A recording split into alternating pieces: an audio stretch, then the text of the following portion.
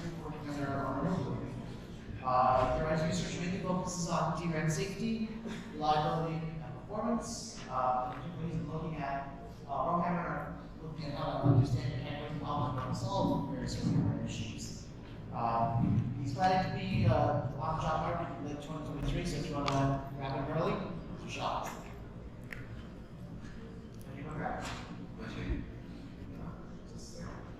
Hello everyone, I'm HiRA from Zurich, and I will present this paper, HiRA in raw activation for reduced latency for off-the-shelf interactions today. So here in this paper, we tackle the performance overhead of DRAM refresh operations, which are fundamental operations to avoid bit-Phillips due to leakage and raw hammer. And unfortunately, their performance overhead increases significantly as DRAM chip density scaling goes. And our goal in this paper is to reduce this performance overhead. And our key idea is to hide refresh latency by refreshing DRAM row concurrently with activating another row in a difference array of the same rack. And to this end, we propose a new DRAM operation called HiRA. HiRA issues DRAM commands increase accession to concurrently open two rows in difference array of the same rack. And we experimentally demonstrated that HiRA works on real off-the-shelf DRAM chips by violating timing constraints, and it significantly reduces the time span for refresh operations.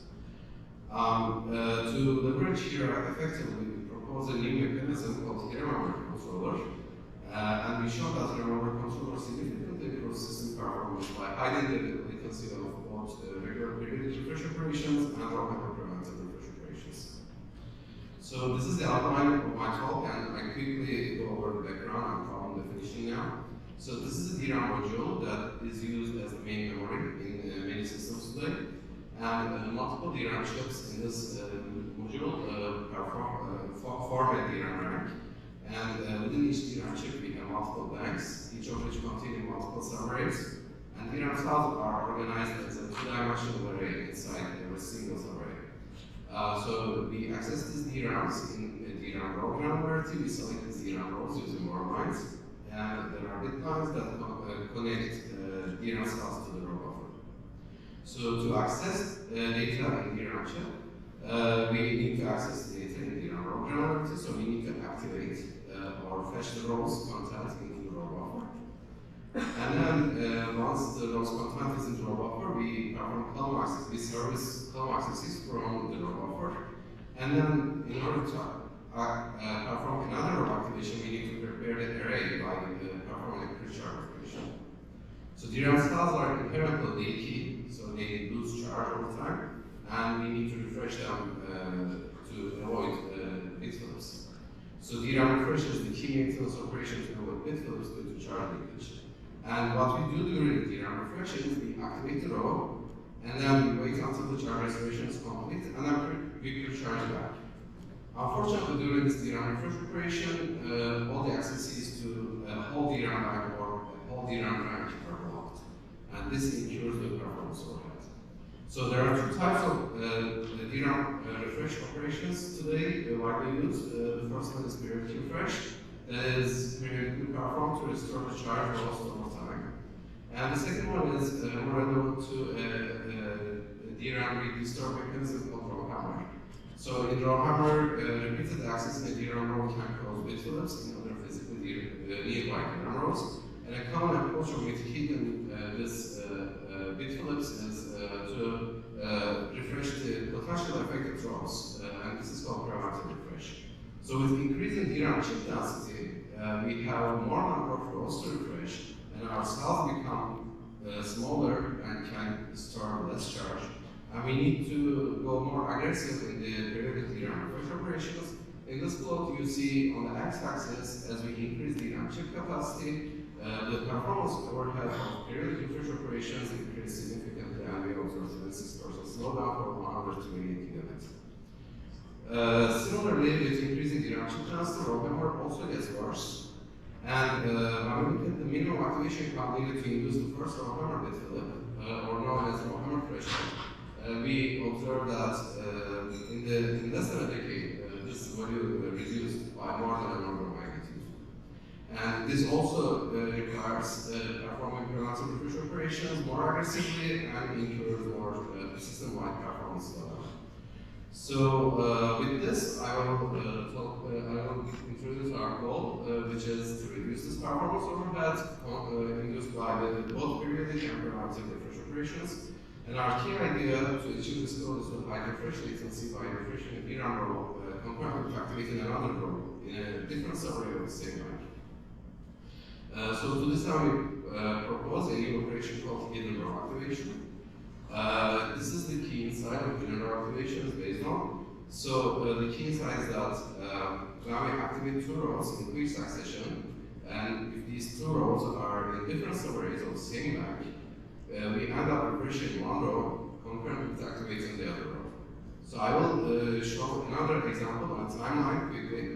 So when we refresh row A concurrent with activating row B, if we don't have HiRA, we use the current systems, let's say, we cannot activate two rows concurrently, we need to do it in series. So we need to activate row A, wait for the refresh latency, and then perform a pre-charge to prepare the array for the next activation, and then activate row B, and then we can access data from row B. When we use HiRA, HiRA is this operation, it's back-to-back activation pre-charge and activate with violated timing parameters. The first activation command initiates row A's refresh, and the second activation command initiates row B's activation, so we can save time to access row B's data. And next, I will show how HiRA works on the DRAM chips. So in this test, we use an FPGA-based infrastructure programmed with soft-MC that provides us with migraine control over DRAM commands, timing parameters, and temperature. So we observed that HiRA works on 56 off-the-shelf DRAM chips from SK Hynix, and you can find detailed information about these chips in the full paper. I'm not going to go into that. We observed that to perform HiRA for a given row A's refresh, we can choose any of the 32% of the rows in the same bank to perform this activation and refresh concurrently. And we observed that HiRA reduces the time spent for refresh operations by 51.4%. So we conclude that it effectively reduces the time spent for refresh operations in off-the-shelf DRAM chips. So there are more details about the experimental analysis in the paper, you can refer to there. But I will just, to save time, go over with the mechanism definition. So to leverage HiRA's parallelism, we provide this mechanism. So our goal in this mechanism is to leverage HiRA's parallelism as much as possible, and it is based on the key insight that we need a time stack to find a row activation to parallelize with a given refresh. So what HiRA memory controller does is it generates refresh requests with a time slack earlier than when they need to be performed. And during this time slack, memory controllers can perform multiple row activations. And for the sake of this example, let's assume that row A and row Z are in two electrically disconnected subarrays. HiRA memory controller can simply replace the activation command targeting row Z with a HiRA operation targeting both row A and row Z, so that it can parallelize these operations. In the memory controller, we implement all the necessary components to generate periodic and preventive refreshes with a deadline, and to buffer them until their deadline, and to make sure that they are performed until their deadline, and to find any parallelism opportunities for a given refresh operation with other DRAM accesses and other refreshes. And you can find more details in the paper here. So I will quickly cover our performance simulation. So for performance simulation, we conduct cycle-level simulations using the regulator, and we simulate a realistic system configuration. It's written there, but I'm not going to go into details. Again, so we simulate 125 different 8-core multi-program workloads, and we split two parameters basically. In the first set of analyses, we increase the RAM chip capacity from 2 gigabits to 128 gigabits. And in the second set of analyses, we sweep the minimum number of row activations needed to induce the first row hammer bit flip, or known as row hammer threshold, starting from 1024 down to 64 activations. So let's look at how HiRA performs with periodic refreshes. So in this plot, on the x-axis you see the RAM chip capacity increasing from 2 to 128, and on the y-axis we provide the system performance normalized to an ideal case of no refresh, so we don't have any periodic refreshes here. And in the baseline we use the regular graph commands. So we observe that the refreshes cause significant performance degradation due to increased DRAM capacity. And when we replace these refresh operations with HiRA operations, we can improve system performance by 12.6%. The second case about parameter refreshes. So in the x-axis now you see the raw memory thresholds decreasing from 1K down to 64. And the system performance is normalized to no defense this time. In the no defense case, we don't perform any parameter refreshes. And as an example, we choose HiRA, which is the raw memory defense in the literature with the lowest hardware overhead. So we observe that HiRA significantly reduces system performance as the raw memory threshold gets lower. And when we perform HiRA's parameter refresh operations using HiRA, now we can improve system performance significantly over HiRA. So I guess to summarize my results, there are more details and analysis in the paper, including real DRAM chip experiments to verify that verify functionality and its variation across different DRAM banks. We provide sensitivity analysis to the lack of time select for refreshes, number of channels, number of ranks. We provide a hardware complex analysis where we show that HiRA memory controller is a low-cost mechanism. And we also provide more details into our experimental methodology, including detailed algorithms for real DRAM chip experiments and an extensive security analysis for raw memory parameter refreshes. And we also provide a detailed algorithm of how we find concurrent refreshes. So you can find the extended version of the paper on our website. And to conclude, we propose a new DRAM operation called DRAM activation. It is the first technique that refreshes the DRAM row concurrently with activating another row in the same bank in off-the-shelf DRAM chips. And based on our real DRAM experiments, we show that HiRA works on real off-the-shelf DRAM chips, and it significantly reduces the time spent for refresh operations. And to leverage here, we propose a new mechanism, which is a memory controller-based mechanism, and we show that HiRA memory controller significantly improves system performance by hiding the latency of both periodic and parameter refresh operations. This concludes my talk. Thanks for listening. I'm happy to answer your questions.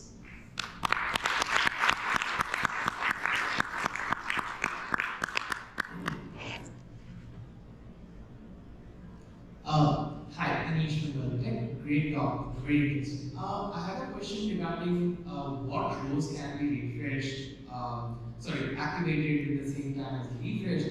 I read somewhere, and I may be wrong here, that you said around 30% of the rows can be activated. So is there a mechanism to this, and how do we know which row can be activated from a different subnet?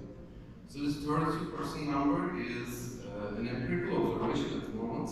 We have a hypothetical circuit that we explain in detail in the paper. So I guess refer you to that. In general, the general idea is you cannot do this parallelism for two rows within the same subarray because they share the same decline and they can correct each other's data. So your subarrays should be electrically disconnected, so they shouldn't share any sense amplifiers or bit lines, basically. All right. Yeah, that makes sense. Thank you. Thanks.